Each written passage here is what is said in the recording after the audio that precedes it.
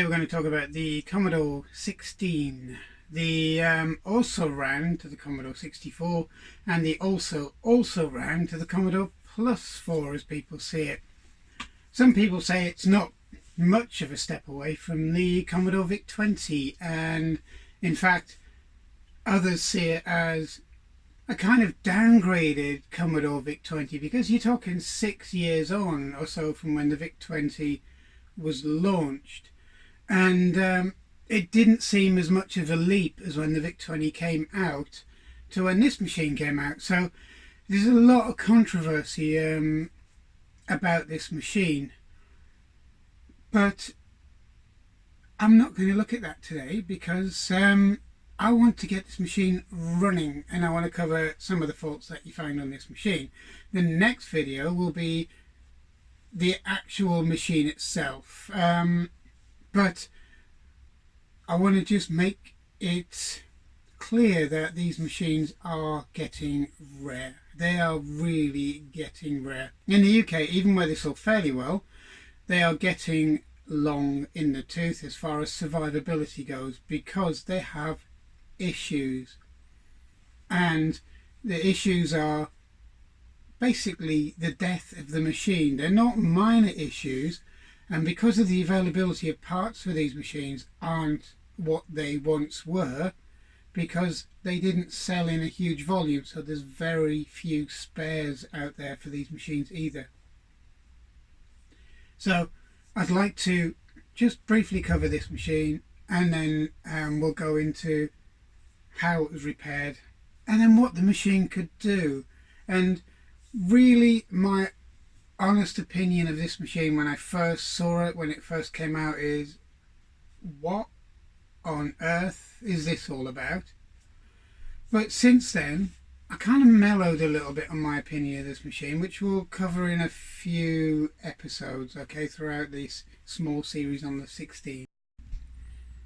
Okay, so what we have here is a Commodore 16 or a C16, and it's a machine that didn't particularly sell very well, but and there are good reasons to it, because although it may look like it's in a VIC-20 style or a Commodore 64 case, the case itself is one of the worst machines I think Commodore has ever built. I mean, look at it. It's pretty nasty, to be honest. The keys, although look very similar to a VIC-20 keyboard, are very light. It looks like they've thinned down the casings for the caps, and they just don't feel as nice.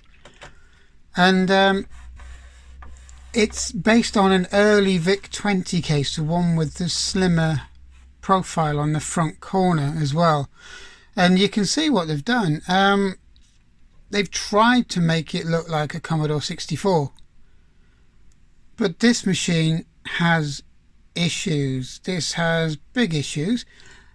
It's got a problem with overheating. I bought the machine because there's not many of these around, and I knew it wouldn't work. It was one of those eBay's untested, which means they've tried it and it doesn't work.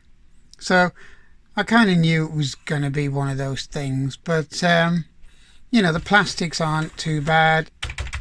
The keys are all in one piece and they're not broken off or snapped, and it's a good starting point.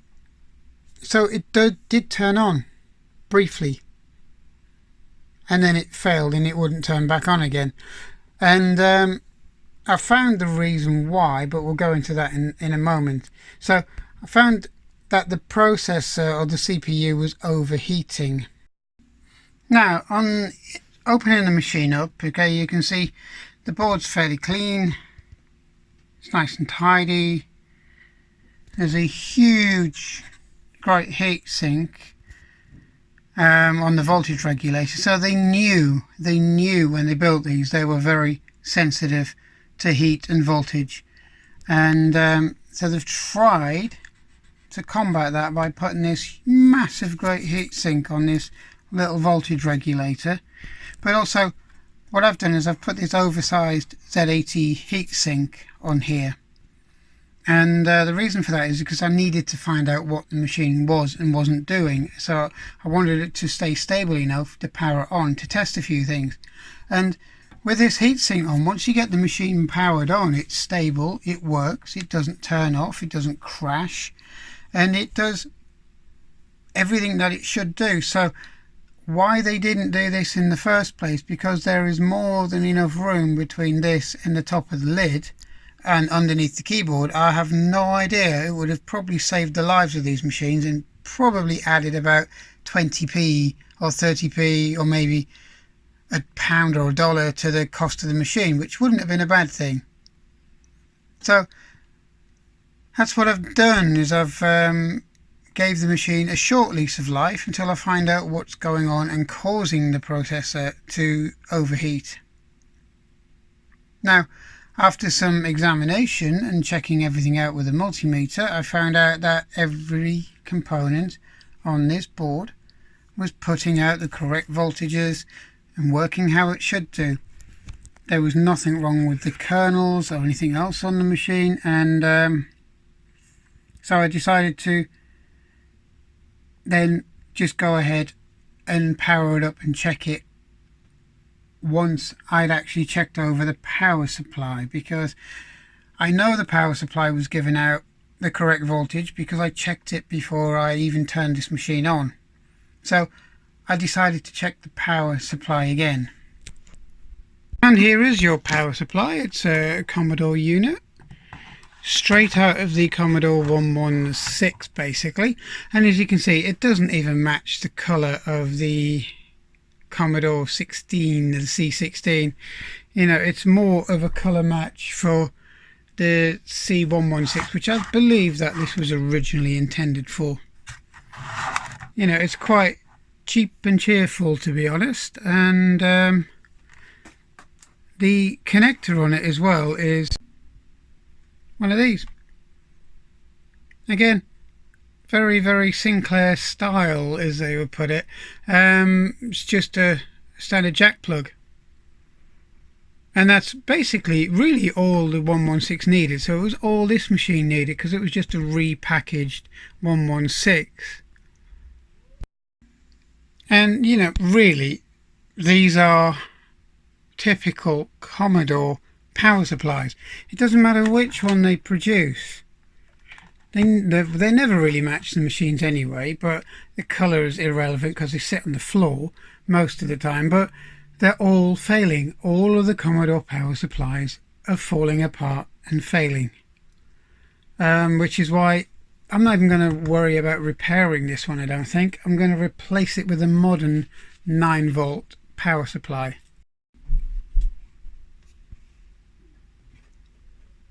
Okay, so now if we measure the voltage across this, so positive in and then through the negative, you can see it's 14.49 volts. That's a massive jump over the 9 volts it should be.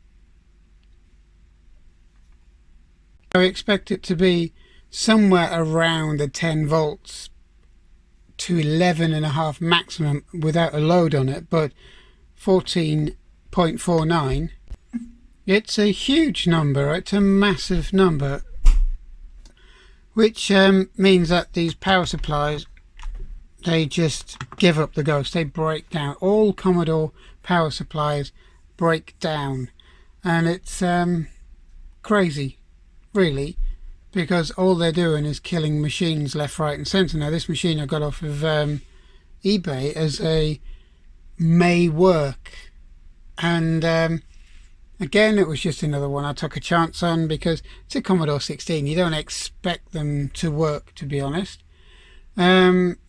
So I'd found out that they'd actually been plugging it in.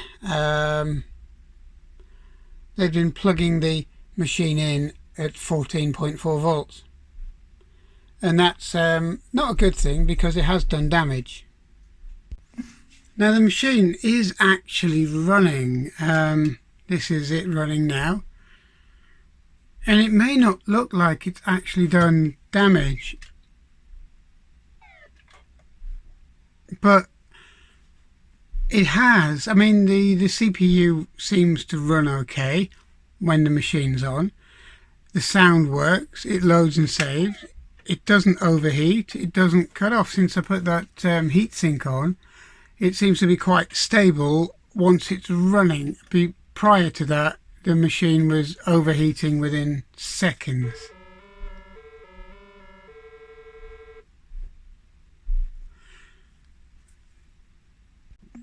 So as you can see, the machine looks fairly stable, but it's not. It's far from it.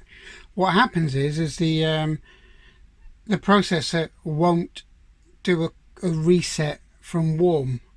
Okay, what it's done, it's got a bit damage to it, and it looks like when it's warm or when it's being used or has been on, it looks like the reset gate doesn't work, which is a bit of a pain because you have to wait until the actual processor is stone cold and has cooled right down to kind of room temperature or below before it will do a reset. But once it's on, it works really well. It's a modern 9-volt power supply, and it's going to save the machine going forward, and we don't have to worry about 30 odd years old failing power supplies. And I would suggest that everybody replace them as much as possible on these machines, or even any machine like the Sinclair Spectrum, because this 9-volt unit will work on a lot of the Spectrum range as well.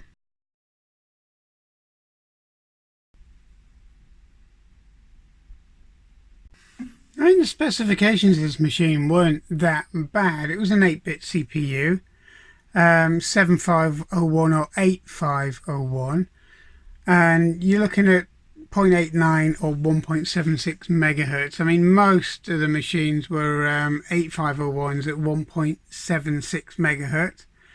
The operating system is Commodore Basic. You've got 16K of RAM, but you've actually got 32K ROM. Sound channels are 2 channels, and it's got a white noise attached to it, so the 4-octave channels didn't do too bad a job really, but it was restricted, and seemed to have been a bit cut down if you compare it to a Commodore 64. Now the text mode was the same, 40 by 25 characters as a 64, and the graphics capabilities, the maximum was 320 by 200, and most of the time you were working around sort of 160 by 200 for most of the games. You could have cassette or floppy as a storage option. The input is keyboard, and the keyboard on these are a bit lightweight. They seem to have skimped on the keycaps and made them lighter to save costs, but it's not bad. It's not bad at all. And you've got a cartridge port, serial, RF, video, and a tape port. Now, the voltage is 9 volts. That's it. Most people think it's not. Most people think it's the 12 volts or the 11 and the 5-volt rail, which is what the Commodore 64 used, and the VIC-20 actually used a very similar rail, but the 9-volt input for this one was based on the 116. The honest truth about this machine here is that it got a rough ride. Okay, the Commodore 16, it got a rough ride, but that is kind of an aside for this machine. This machine itself is, for want of a better term, broken. It's been used on a power supply that basically was putting out nearly 15 volts, so it's got a problem with its processor.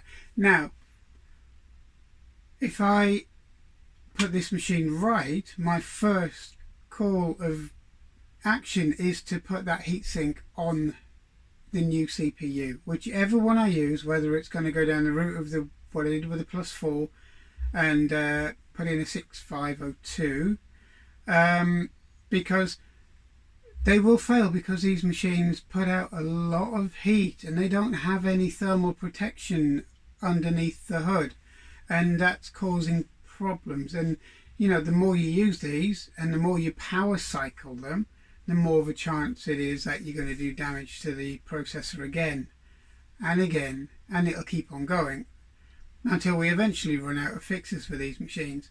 Now, what I'm going to do is I'm going to get this machine repaired, get it back up to scratch, and then do a proper full-scale review of it. See, my aim is to have a collection of machines that are 100% working. And the idea is to make sure that they are the best they can be, albeit 35 plus years old. But this machine needs some attention, and they were not loved, really. They were unloved, to be honest, because they were always seen as an also-ran. They were exactly the same as the Plus 4. It was always wrongly compared to the Commodore 64. And I think one of the reasons for that is because you were stepping back. You had machines that had been out for 3 years or more with at least 32K, 48K, 64K and above.